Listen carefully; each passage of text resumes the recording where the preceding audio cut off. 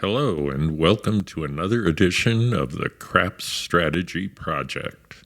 I'm Chuck West. In this video, we'll look at two popular strategies for playing the game of craps and see how they hold up to rigorous statistical examination. We're going to be looking at the three-point molly and the split the sister strategies. If you'd like to see how those strategies pay out when rolled with 1,000,000 shooters, keep watching.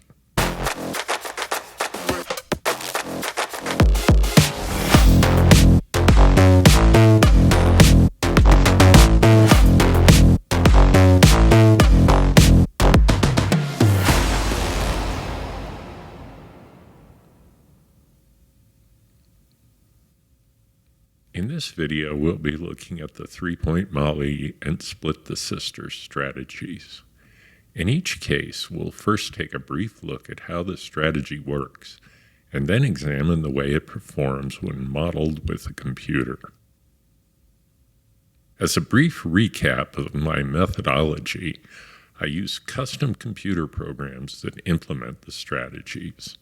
Shooters are simulated in groups of 25, because that seems like a reasonable session at a craps table. I then run 100,000 realizations of groups of 25 shooters.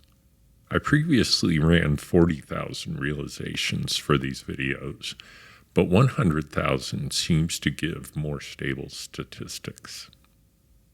100,000 times 25 equals 2.5 million total shooters for each strategy. First up is the three-point molly. It was demonstrated recently by Jeremy at Color Up, where he called it the standard. He's also covered it in earlier videos, so I'll link to those below. I'll do a brief description here, but the Color Up videos are a much better guide to playing the strategy at the table. For the three-point molly, you start with a pass line bet. We're assuming you're at a $10 table and your bet is $10. The come out roll or rolls establish a point. Once the point is established, you'll place odds on your bet. The rules for odds will vary from casino to casino, and your choice of odds will also be driven by your bankroll. But for our simulations, we're going to be using what are usually considered typical max odds. Typical max odds on the 4 and 10 are going to be 3 times your bet. On the 5 and 9, it will be 4 times your bet. And on the 6 and 8, it will be 5 times your bet. This is why you will often see a sign at the craps table that gives the minimum and maximum bets, and it will also show max odds at 3x, 4x, and 5x. Here, our point is 8, so we put $50 on the 8 as odds, and we also place a bet in the come. On the next roll, and here it's a 5, the come bet will travel to the 5. The $10 bet on the 5 is called a flat bet. It pays even money, just like a pass line bet. The 5 allows us 4 times odds, so we place $40 odds on the $10 bet on the 5. We also place a new $10 come bet. The next roll works pretty much the same way. Here it's a 10, so the come bet moves to the 10. The 10 and 4 allow 3 times odds, so we place $30 in odds on our bet on the 10. Here we don't place another come bet because we've established the 3 points of our three-point molly, the pass line, and 2 come bets. Now we basically just wait until one of our 3 numbers hits. Say it's the 5. Our bet will travel down to the come. The flat bet will be paid $10. and the odds will be paid at 2 to 3 odds. We had $40 in odds, so we'll get paid $60. And we can collect and place a new come bet to replace the one that just paid out and collect the other odds. The payout on your odds bet are known as true odds. For the 4 and 10, that's going to be 2 to 1. On the 5 and 9, it's 3 to 2. And on the 6 and 8, it's 6 to 5. That's basically the way this strategy works. But I've skipped over a lot of complications and possible outcomes. If you're interested in playing the strategy, and I think you should at least have it in your tool belt, head on over to Color Up, because Jeremy does a really good job of covering how to play this strategy. One of the nice things about this strategy is that it's very flexible. If a roll looks like it's going well, you can add another come bet or two, or start turning your come bets into place bets when they pay out. When the dealer pays you, you just tell him, turn that into a $20 place bet, or whatever you want. So now let's look at the statistics and see why it's worth playing this strategy. I've simulated the strategy just described in a computer program, but obviously there are a lot of complications. What if you roll a 3 when your bet is in the come? You lose it and have to place another. What if a 7 rolls during a come-out roll? You lose your come bets, but the odds are returned to you, and your pass line bet is a winner. What if you hit a number when you have a bet in the come? And so on. There's a lot to keep track of, but once you teach them what to do, computers are very good at bookkeeping. So let's look at the result when 2.5 million shooters tried the 3-point Molly. As with our other videos, this is the first plot we'll look at. It's called a histogram. I haven't added any reference lines to it yet, but I will after I explain the basic plot. First, the bottom axis is the number of bets won per 25 shooters. From 0 to the right, the numbers are positive, indicating winnings. To the left of the 0 are negative numbers, indicating losses. Internally, the program works in bets, but just consider a bet to be $10, so you can multiply the numbers on the horizontal axis by $10. The vertical axis on the left is the number of times that a particular result happened in the 100,000 groups of 25 shooters. For instance, this vertical bar here represents somewhere just less than 100 bets won, or $1,000, and it happened between 1,000 and 1,500 times in the 100,000 simulations, say about 1,300 times. That means that 1,300 out of the 100,000 groups of 25 random shooters won just about 100 bets. Each bar in the graph tells a similar story, how much a group of 25 won or lost, and how many total groups won or lost that much. As another example, here is the bar for groups that won 0 bets or broke even. There were just less than 4,000 of them, maybe 3,900. So let's now talk about the distribution of the results. Here I've added a bit more statistical information to the plot. One important thing we've been looking at in this series is the mean or average of the distribution. The mean is the outcome you could expect if you played this strategy for a very long time. The mean shown here by the red line is about -2 bets, or -$20 per 25 shooters. That means that if you had a very large bankroll and a lot of time, you'd lose about 80 cents per shooter. As always, I'll point out that no strategy is going to have a mean that's greater than 0. The casinos have set the math of the game to make sure of that. But a mean of -2 is very good, as we'll see when we compare this to the other strategies we've looked at. But obviously you can't play millions or even thousands of hands of craps, so you're going to be subject to the whims of random chance.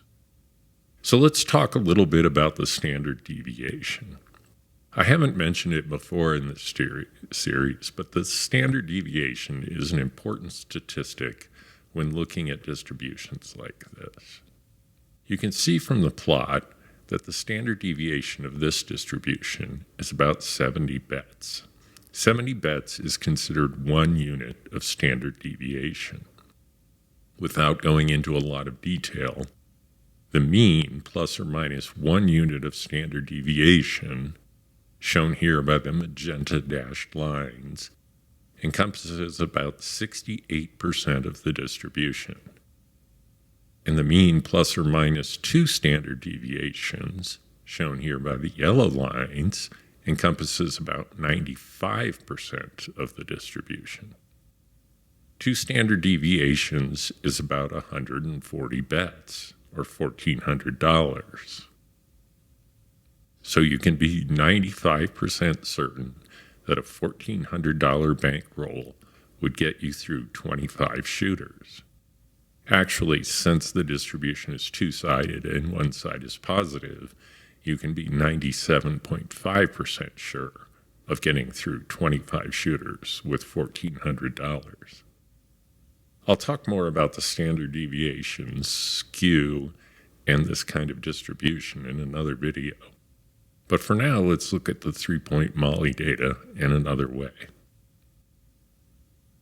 Here we have the heat map of the 3-point Molly. It shows the outcome of each of the 2.5 million shooters, or at least most of them, in terms of the length of the roll and the bets won. On the horizontal axis here is the length of the roll. This includes the 7 that terminates the roll. So here, for instance, is the 0.7 out. It's a roll of length 2. There's no rolls of length 1 because there is no such thing. On the vertical axis here is the number of bets won. Everything above 0 bets is a profit, and below 0 is a loss. The way this image is created is that we take the result from each shooter, the length of the roll and the bets won, and plot it on the map. Let's say we have a shooter that goes for 15 rolls and wins 20 bets. We go up from the 15 and over from the 20 to one specific point on the plot. We then plot a dim point of light at that coordinate. You can see from the pixelation of the images that the points of light are little rectangles. Now, each time we have a shooter that goes for 15 rolls and wins 20 bets, we make that little rectangle a little brighter. If we do that for every one of our 2.5 million shooters, this plot is the result. The brightest points are the white and yellow ones near the lower left. They happen the most often. The dim ones in the upper right rarely happen, and the black ones in the upper left and lower right never happen. The blue-green dots are the average number of bets won for each roll length. For instance, this dot is the average of winnings up here with the losses down here for a roll of length 8. So what does this plot tell us? One thing is that the number of rolls to reach an on-average profit is 10. That's this point here. Since the average roll length is about 8.5, you can see why this strategy is a net loser. Well, you can make a profit before 10 rolls. That's this area up here. You're more likely to take a loss. That's this area here. You can see that the lower area has a brighter and more yellow in it. So it's probably best to concentrate on longer rolls with this strategy and maximize the returns you get there. As I said earlier, once a roll seems to be going well, you could add more come bets or even start replacing them with place bets to keep your numbers up. Now let's take a break from the 3-point Molly and have a look at another popular strategy. Then we'll come back and compare the Molly with some other strategies. Split the Sisters is a new strategy that came out of the Hawaii craps shooters. I'll link to their video in the description below. Jeremy at Color Up also covered the strategy, so I'll link to his video as well. It's a regressive strategy that has you paying off your place bets in as little as 2 hits and leaves you set up to continue on with the roll. Let's take a look at the way it's played. For Split the Sisters, you don't need a pass line bet unless you are the shooter. If you are the shooter, you can modify your bets and the odds on the pass line accordingly. Split the Sisters has you betting $88 inside. That's $20 increments on the 5, 6, 8, and 9. That's $20 on the 5 and 9 and $24 on the 6 and 8. You can play at other bet levels too, but the idea is to have initial bets that are twice the size of the bets you want to finish with. Now, on the first hit of any of your numbers, let's say it's the 9, you'll get paid $28. You collect that $28 in winnings and then reduce the bets on the 5 and 9 by 1/2, or $10 each. The next hit on one of your numbers will pay either $14 or $28. If it's the 5 or 9, it'll pay $14. If it's the 6 or 8, it'll pay $28. Let's say it's 5, and you're paid $14. In any case, whatever number hits, you collect the winnings and regress the 6 and 8 now down to $12 bets each. That leaves you with $44 inside and either $42 or $56 in winnings. So your bets are paid for or nearly paid for in just 2 hits. Now, the Hawaii strategy has you betting on the 4 and 10 hard ways to at least partially cover those numbers. But I don't do that because the hard ways are basically money losers. I'll cover that in another video. If you want the 4 and 10 action, you can bring them in at the beginning at the $10 level and use a third hit to pay for them, or wait to get to this point and place them with any winnings you have, or even add them as a third tier to your Split the Sisters strategy. There are a lot of ways to get in on the 4 and 10 without the hard ways. But from this point on, you're free to pursue any strategy you want. Knowing that your initial bets are paid for, you can do pretty much anything. For the simulations, I followed a simple collect strategy because that often shows the best mean. And that's really all there is to it. It's a very simple strategy to execute. So let's take a look at our usual plots for Split the Sisters. We'll start with the histogram. This is the type of plot we saw earlier for the 3-point Molly and other strategies. As before, the horizontal axis represents positive and negative bets won. representing winnings and losses. And the vertical axis represents the number of times a particular result occurred in the 100,000 simulations of 25 shooters each. The mean value, shown here by the red line, is about minus 6.5 bets, or $65. That means, on average, this strategy loses a little less than $3 per shooter. Here, the standard deviation is very low, around 35 bets. That means plus or minus 2 standard deviations, shown here by the yellow lines, encompasses 95% of the distribution. Thus, with a bankroll of around 77 bets, or $770, you could be 97.5% certain of getting through 25 shooters. Again, this is a very simple symmetric plot, so not a lot of analysis is required. Let's move on to the heat map. This is like the heat map we saw earlier with the 3-point molly. The horizontal axis shows the length of the roll, including the final 7, and the vertical axis is the number of bets won. The blue-green dots are the average winnings at each roll length. There's a point on the vertical axis that represents 0 bets won. Above that line is a profit, and below it is a loss. Down here is your initial investment that is lost when you hit a 7 before any of the inside numbers.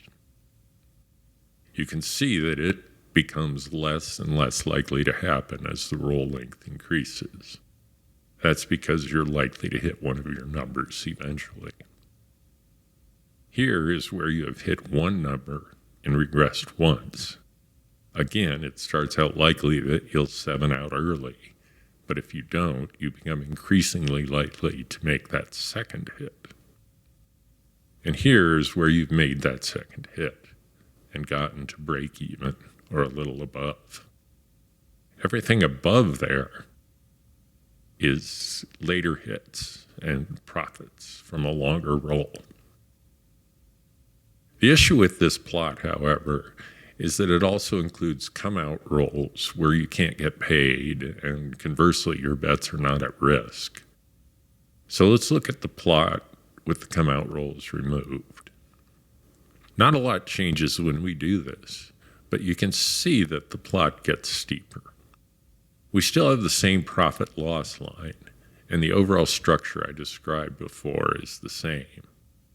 One reason for doing the plot this way is that we can now see that the number of rolls to profit, on average, is 5. That's a pretty good result.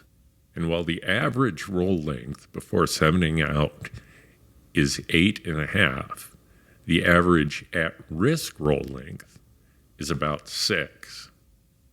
So you're still going to make the break-even point fairly often.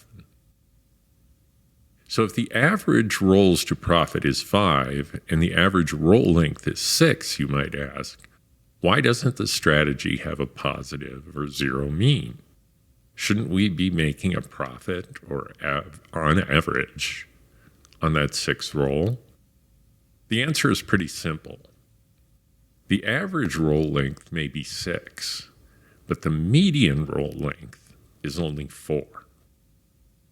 Now, I talked in great detail about the difference between the average and the median in the video on the triple lux, and you can go back and watch that video if you want more detail. But suffice it to say that the median is the number that half the values are bigger than and half the values are smaller than. It can be quite different than the average, which is the sum of all of the values divided by the number of values. A small number of long rolls make the average higher, but don't really affect the median. And since half or more than half the rolls 7 out before you can get to break even, the strategy produces a net loss. Now that we've had a look at the 3-point molly and Split the Sisters. Let's compare them with some other strategies. I've added 3-point Molly and Split the Sisters to our table of craps strategies and highlighted them in color. Looking at the mean, it's clear that the 3-point Molly has by far the best performance of any strategies we've looked at so far, losing just 2 bets per 25 shooters. Split the Sisters also made a good showing and is in second place with a reasonable loss of minus 6.6 bets per 25 shooters. Looking at the medians, which we didn't talk about much, the difference closes up a bit, and both strategies come in around minus 7 bets per 25 shooters. Both are better than any of the other strategies we've looked at. In terms of the average number of dice rolls required to reach a profit, we see that the 3-point Molly has a fairly long 10 rolls needed. But I put an asterisk next to it because these are all rolls, not just at-risk rolls. Because the Molly uses come bets, the bets are always at risk, so come-out rolls are included. Split the Sisters has a very respectable 5 rolls to profit, the best we've seen. And finally, looking at the initial investment, the investment in the 3-point Molly can be up to $170 if your bets are on the 6, 8, and either the 5 or 9. But those bets come over several rolls, so it's not really an initial investment like the other strategies. Split the Sisters requires $88 or 8.8 bets up front. So I think we found 2 really great strategies here. Depending on your bankroll and style of play, either one could easily become a mainstay of your repertoire.